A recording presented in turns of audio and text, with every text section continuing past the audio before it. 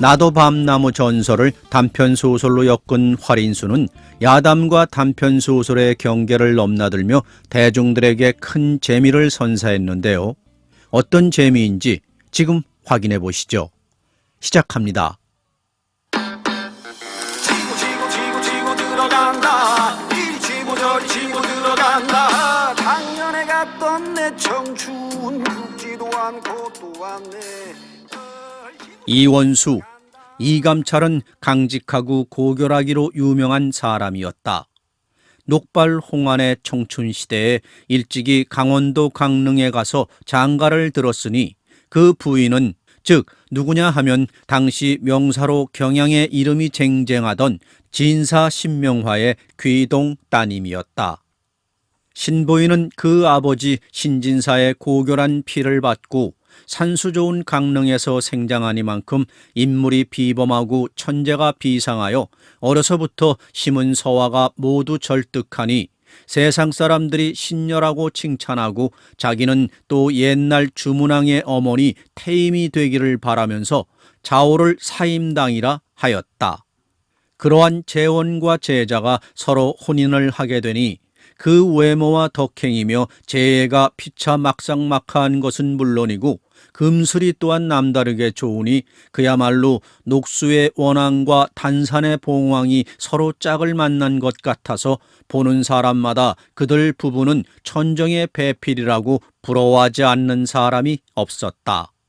보통의 청춘 남녀 같으면 그렇게 다정스럽고 재미있는 신혼부부가 서로 헤어짐을 싫어하여 겨울밤과 여름낮의 그 기나긴 시간도 지루한 것을 조금도 느끼지 않고 한날 한시 같이 금술의 낙으로만 만족한 생활을 하겠지만 그들 부부는 모두 인격이 상당하고 교양이 있는 사람들인 까닭에 구구하게 일시적인 환락에만 만족하지 않고 좀 더 인격을 수양하고 좀 더 학문을 연구하여서 장래 한 사회 또는 한 나라의 큰 인물이 되겠다는 각오를 가지고 혼인한 지 약 1년이 지나서 어느 날 밤에 서로 의논하되 우리 부부가 젊은 정리에 서로 떨어져 있기는 어려운 일이지만 그렇다고 해서 항상 한 집에만 그대로 같이 있게 된다면 공부에 큰 방해가 되고 따라서 장래 발전에도 영향이 펑 많을 터이니 아무리 애정을 못 잊을지라도 서로 10년 작정을 하고 각각 떨어져서 남편 된 나는 서울에 가서 글 공부를 하고 부인 된 당신은 집에서 그림 공부를 하되 그 기한이 되기 전까진 서로가 단 한 번이라도 내왕을 하지 않는 것은 물론이고 심지어 서신까지도 일체하지 맙시다 하고 단단히 약속을 하였다. 그리하여 그 이튿날 아침에 원수는 그 약속을 단연 실행하려고 행장을 수습하여 가지고 사랑하는 부인과 이별하고 서울을 향하여 길을 떠났다. 원수가 처음엔 아무리 의지가 강하고 공명심이 많아서 가정의 재미와 부인의 애정도 모두 돌보지 않고 그 부인과 그렇게 굳은 약속을 하고 길을 떠났지만은 얼마 아니 가서 평소에 그 부인과 서로 사랑하던 생각을 하고 또 앞으로 장차 10년이 되도록 피차 얼굴 한 번도 못 보며 편지 한 장도 못할 생각을 하니 앞길이 캄캄해지고 가던 발길이 저절로 돌아서져 대관령 마루터까지 갔다가는 다시 집으로 돌아왔다. 그렇게 하기를 이틀 동안을 계속하다가 사흘째에는 남이 보기에 너무도 부끄러우니까 집 근처 대밭 속에 와서 있다가 밤중에 남이 모르게 담을 넘어서 그 부인의 방으로 들어가려고 하였다. 부인도 처음엔 그 남편의 그러한 것을 보고 속으로 남자의 의지가 너무 박약한 것을 비웃으면서도 한편으론 자기에게 대하여 그렇게 사랑하는데 마음이 흔들려 아무 말도 하지 않고 그의 하는 동정만 보았으나 며칠을 계속하여 그렇게 하고 더구나 밤중에 담을 넘어서 들어오기까지 하는 것은 집안 사람 보기에 창피도 하려니와 처음 약속과 너무 위반되므로 고종한 그 부인으로선 도저히 그냥 둘 수가 없었다.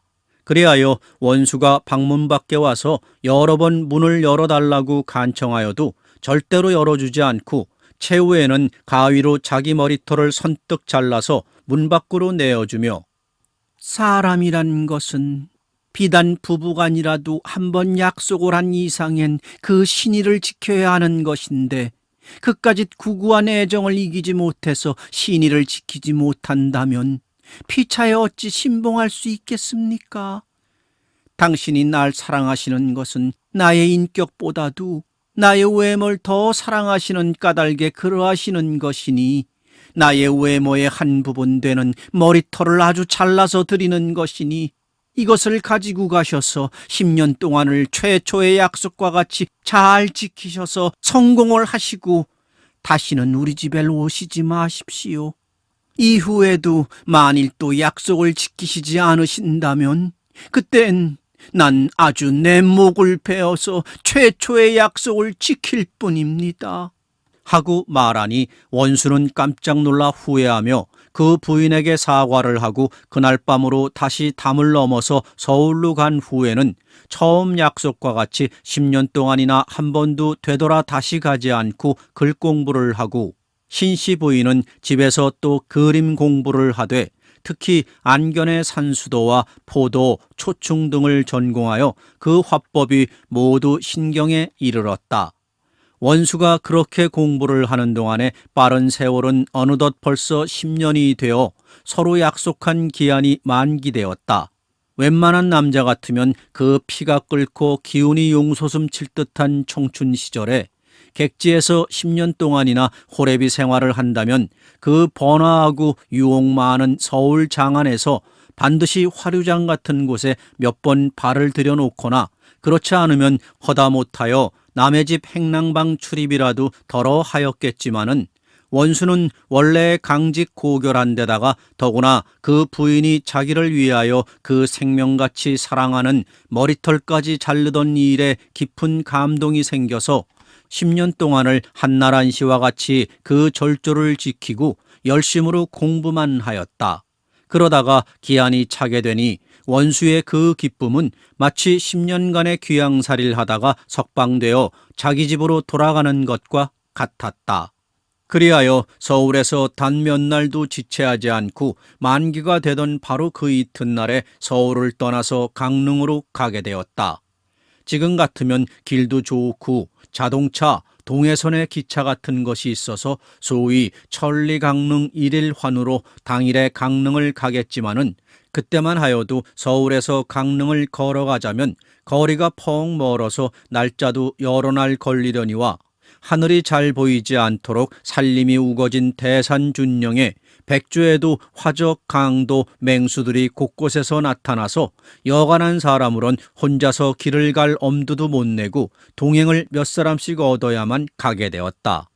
그러나 원수는 원래 대담한 남자인데다가 10년이나 서로 떨어져 있던 사랑하는 그 부인을 만나보려는 정열이 타오르는 까닭에 태산준령도 평지같이 보이고 화정맹수도 우습게 생각되어 같은 동행도 없고 또 신변엔 몸을 보호하는 칼이나 창 같은 것도 없이 그냥 한사과객의 행장과 같이 죽장망의 담표자에 괴나리 보침을 해 걸머지고 좌청산 우록수의 양장 구곡같이 굽이굽이 뚫린 길을 유람 겸 탐험 겸 천천히 가는데 때는 마침 양춘 가절이라 곳곳마다 기암절벽에 두견 철쭉이 만발하여 금수의 세계를 이루고 나무마다 이상한 새가 노래하고 다람쥐들은 구슬하며 추능을 돋우는 중 노기 홍상 산골 처녀들이 산으로 들로 헤어져서 335로 짝을 지어 나무를 뜯으며 강원도의 독특한 애조로 형님 사촌형님 시집살이 어떻디까 시집살이 3년 만에 3단 같은 이내머리 다복숙이 다 되었네 하고 구슬픈 노래를 부르며 또 천장만장되는 높은 산 절벽에서 화전 농부가 화전을 가느라고 역시 강원도에 화전 가는 긴 가랑 노랫조로 어녀 어치 돌리라마 마라 한눈 팔지 말고 잘 가거라 이놈의 소 하고 적막한 푸른 산이 울리도록 처량하게 내는 소리 그 노래를 들을 때는 시흥이 저절로 나서 다리 아픈 것과 몸이 피곤한 줄도 모르고 몇십 수의 즉흥시를 지으면서 저절로 길을 걷게 되었다. 원수는 그렇게 길을 가는 것이 며칠이나 걸었던지 이럭저럭 강릉 땅의 대화, 지금의 평창 땅, 대화란 곳까지 갔었다. 이 대화란 곳은 비록 산협이나마 옛부터 큰 주막거리로 유명하여 인가가 즐비하고 비교적 물색이 좋았었다.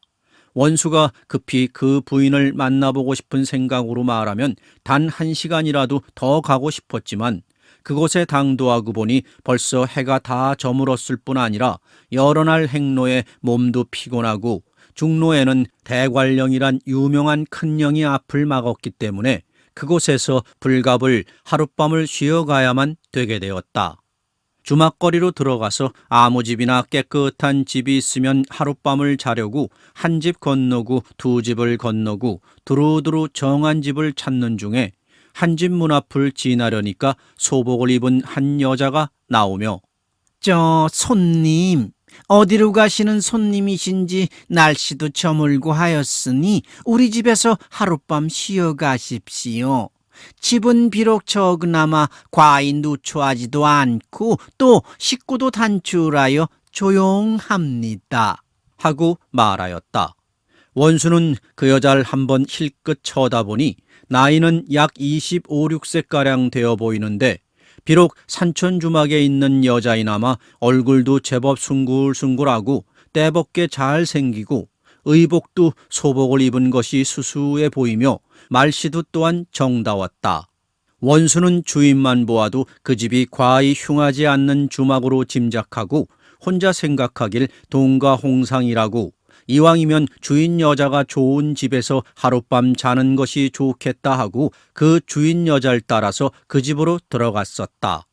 그 여잔 원수를 언제 친하였다는 듯이 특별히 친절하게 대접하여 방도 보통의 보행객을 재우는 길가방을 주지 않고 안 건넌 방으로 정해주고 이부자리도 새 곳으로 갈아주며 음식 범절도 특별히 지성껏 잘하여 주었다. 원수는 시장 한판에 저녁밥을 잘 먹고 피곤한 다리를 쉬며 한잠을 잘 잤다. 시간으로 치면 자정이 훨씬 지나 새로 1시쯤이나 될까 말까 할 때에 목이 말라서 머리맡에 있는 물을 먹고 다시 누워 있으려니까 벼랑간 안방문이 바시시 열리며 주인 여자가 소복단장에다 주안상을 차려가지고 자기 방으로 들어오며 손님, 주무십니까? 고나게 주무시는데 여자가 이렇게 방에까지 들어오는 것은 미안하고 황송합니다만 집에 마침 변변치 않은 술과 안주가 있기에 잡수시고 먼 나그네 길에 피를 푸시라고 가져왔습니다. 한다. 원수도 초저녁에 몸이 고운해서 정신을 모르고 잤지만은 한잠 자고 나니 잠이 잘 아니 와서 갑갑하던 차에 그렇게 주인이 그 중에도 밉지 않은 안주인이 친절하게 손수 술상까지 가지고 와서 술을 먹으라고 하니 여간 고맙게 생각되질 않고 평소엔 잘 못 먹는 술이나마 10-서너 잔을 받아 먹고 그 주인 여자에게도 원수가 또 한 몇 잔을 권해서 남녀 주객이 모두 허물없이 말하길 좋을 정도로 얼큰히 취했다. 주인 여잔 원래 마음속에 간직한 일이 있기 때문에 먼저 원수에게 말을 건네었다. 손님이 보시는 바와 같이 전 지금 상중이올시다. 본래는 정선 사람으로 이 집에 출가하여 집이 가난한 탓으로 부부가 주막 영업을 하며 그날을 지냈더니 방명한 탓으로 금년 봄에 불행히 남편을 여의고 지금 독신 생활을 하고 있습니다. 아무리 청상갑으로 있어서 날마다 여러 남자 손님을 대하면서도 이때까지 다른 생각이라고는 없더니 오늘 우연히 손님을 뵈오니 처음부터 호감이 생겨서 여자로서의 체면과 염치도 불구하고 이렇게 들어온 것이오니 과히 추하게 생각지 마시고 하룻밤에 가연을 맺어주시길 바랍니다. 다른 남자 같으면 그런 경우를 당해서 누구나 그 여자의 소청을 들어줄 뿐 아니라 먼저 자신하여서도 수작을 걸었지만은 이 원수는 원래 고결하기로 유명한 사람인 까닭에 처음에 그 여자가 그렇게 고맙게 구는 것을 보고는 퍽 감사하게 생각하였으나 다시 그런 말을 듣고 나니 여러 가지로 모두 더럽게 생각되고 더군다나 그 여자가 막중한 자기 남편의 몽상을 하고도 그런 말을 하는 것을 보니 너무도 괘씸하구나 하는 생각이 들었다. 그리하여 처음 그런 말을 할 적에는 그냥 온순한 말로 거절하다가 제3, 제4 간청을 할 때에는 아주 정색을 하여 꾸짖어 말하고 최후에는 그런 말을 또 한다면 밤중에라도 그 집에 있지 않고 길을 떠나가겠다고까지 하니 주인 여자도 그제서는 하는 수 없이 크게 긴 한숨을 한 번 쉬며 탄식하고 말하되 에휴, 사람의 운명이란 할 수 없다. 원래 내 팔자가 기박하니 어디 할 수 있으랴. 하고 다시 원수에게 너무 신뢰하여 미안하다고 사과를 하고 초연한 안색으로 안방으로 들어갔었다. 원수는 그 여자를 들여보낸 뒤에 혼자 생각에 그 여자가 보복으로 또 무슨 흉계나 꾸미지 않나 하고 무서운 생각이 나서 다시 잠을 이루지 못하고 눈이 말뚱말뚱하여 밤을 새우고 그 이튿날 첫새벽에 무슨 죄나 짓고 달아나듯이 그 집을 떠나서 자기 처가로 갔었다. 사랑하는 부부가 햇수로 꼭 10년 만에 서로 만나게 되니 그 반가움이야말로 이루 다 말로 형용할 수가 없었다. 더구나 두 부부가 그간에 모두 독실한 공부를 하여 피차를 괄목상대를 하게 되니 보통의 다른 부부가 여러 해 떨어져 있다가 만나는 것보다 더 한층 반가웠다. 그럭저럭 며칠을 지내는 중에 하룻밤엔 그 부인이 꿈을 꾼즉 큰 대들보 같은 흑룡이 자기 방으로 들어오더니 어린아이를 품속에다 안겨주었다. 그 부인은 그 꿈을 꾸고는 그날부터 태기가 있었다. 그 뒤 얼마 아니하여 원수는 과거를 보려고 다시 서울로 가게 되었다. 대화 근처에 또 이르니 전날에 자던 주막 생각이 문득 났었다. 원수는 전날에 그 집 여자에게 너무나 인정 없이 대한 것이 후회되었다. 혼자서 다시 뒤미쳐 생각하길 소인 남자로 태어나서 여자의 그만한 소총도 들어주지 못한다는 것은 너무도 몰인정하고 졸장부의 일이니 이번엔 일부러 그 집에 가서 그 여자에게 지난날에 있어서의 미안한 점을 사과하고 한번 소원을 풀어줘야만 되겠다 하고 다시 그 집을 찾아갔었다. 그 여잔 여전히 전과 다름없이 친절하게 원수에게 대해주었다. 그날 밤엔 원수가 먼저 그 여자를 자기 방으로 청하여 오게 하고 지난날에 미안하였다는 말을 한 다음에 그날 밤에 같이 재미있게 지나기를 청하였다. 그러나 그 여잔 전날과 아주 태도가 달라지며 엄연히 정색을 하고 말하되 내가 비록 삼루가상에서 주막질을 해먹을 망정 그런 말분의 여자는 아닙니다. 내가 비록 배운 것은 없으나 길가에서 오고 가는 사람을 많이 보는 관계로 남의 기색을 대강 살필 줄 알아서 전날에 당신의 얼굴을 살펴본 즉 천하의 큰 명인을 낳을 기상이 있어서 그런 귀한 사람을 한번 낳아볼까 하는 욕심에서 요전엔 여자로서 부끄러움과 창피한 것을 무릅쓰고 그런 말씀을 하였으나 지금은 벌써 당신 부인의 몸에 귀한 아드님이 잉태되어 있사온데 내가 공연히 당신에게 정조만 더럽힐 필요가 있겠습니까? 하고 딱 잘라서 거절하면서 또 말하되 그러나 한 가지 아까운 일은 그 아이가 앞으로 출생할 때 반드시 인시에 낳게 되므로 5살밖에 안 되어서 호환에 죽게 될 터이니 그것이 걱정이 올시다. 하니 원수는 그제야 그 여자가 보통의 여자가 아닌 줄 알고 깜짝 놀라며 오늘날까지의 잘못된 점을 사과하고 다시 우리 아들이 어떻게 하면 난을 면할 수 있습니까? 하고 물었다. 그 여잔 처음에 아무 말도 없더니 원수가 하도 지성스럽게 물으니까 그제서야 천천히 말문을 열면서 속담에 말하길 적덕한 사람의 자손은 담장 밑에도 서지 않는다고 말하였는데 당신도 오늘부터라도 덕만 많이 쌓아 올린다면 그 화를 면할 수 있을 것이요. 그런데 덕을 쌓는 데는 무엇보다도 남의 생명을 1000명가량 살려야 하겠는데 사람의 생명은 그렇게 쉬운 일이 아니니까 사람의 대신으로, 즉 남의 집 신주가 되어 대대로 자손 계승을 시키는 밤나무를 1000주만 심으면 그 화를 면할 수 있습니다. 그것도 특별히 주의하여 그 아이가 5살 되는 모월 모일에 그 아이를 절대로 밖에 내보내지 말고 방 속에다 깊이 숨기고, 또 늙은 중이 와서 그 아이를 보자 하거든 또 절대로 면회시키지 말고, 나도 많은 덕을 쌓은 사람인즉 내 아들은 함부로 잡아가지 못한다 하고 그 밤나무를 보이면 무사하게 될 것입니다.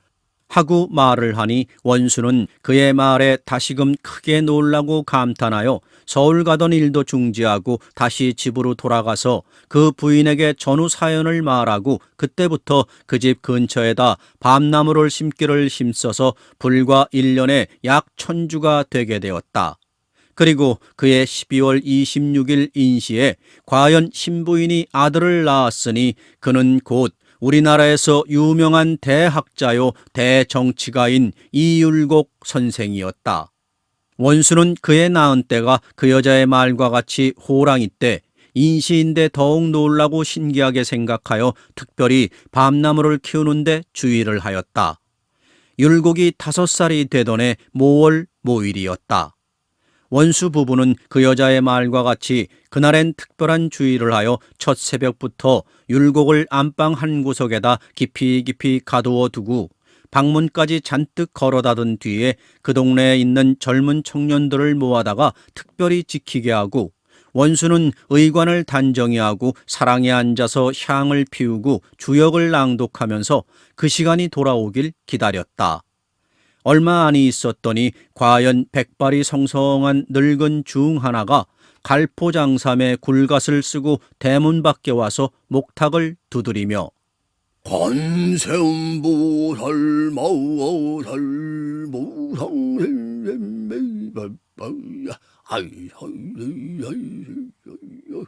나무 아미타불 관세 보살 하고 연부를 하며 동량을 청하였다. 대문을 지미고 있던 하인은 안에는 아무도 안 계시니 사랑으로 가보세요 하고 말하였더니 그 노승은 다시 사랑으로 와서 원수에게 합장 배례를 하며 자기는 금강산 유점사 중으로 시주를 받으러 왔다 하며 또 나무 아미타불 관세음 보살 주인 악인 어디 갔습니까? 하고 묻는다.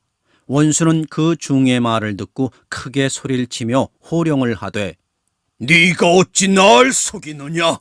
나도 적덕을 많이 하였는데 어찌하여 내 자식을 해치려고 하느냐? 내 자식은 감히 해치지 못할 것이다. 하니 그 노승은 조금도 무서워하는 기색이 없이 또 말하되 대기 무슨 적덕을 하였소? 하고 반문을 하였다.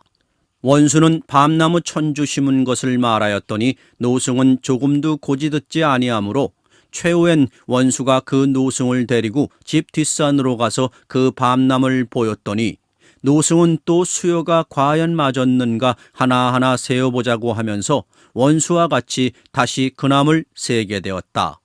1, 2, 3, 4, 5, 6, 7, 8, 9, 10, 20, 30, 40, 100, 200, 300, 400 이렇게 세어서 999가지는 수가 틀림없이 맞았으나 1000째 되는 한 나무가 마침 소를 메었던 까닭으로 소에게 촉상되어 말라 죽고 수에 차지 못하였다.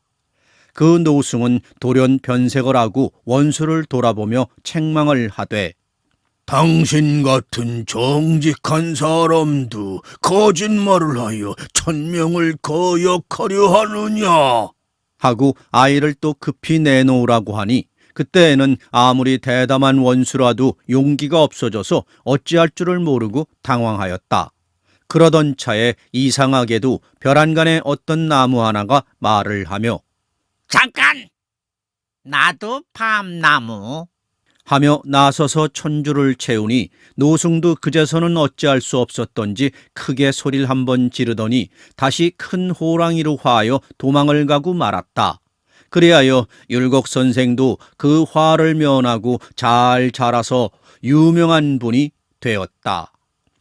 강릉에는 지금도 밤나무와 비슷한 나도밤나무란 나무가 있는데 그때 그 나무가 이율곡 선생을 살려냈기 때문에 일명을 활인수라고도 하고 지금 강릉에 있는 율곡 선생의 국이인 오죽헌 뒤에 있는 수많은 밤나무들은 그때 심은 것이라고 한다.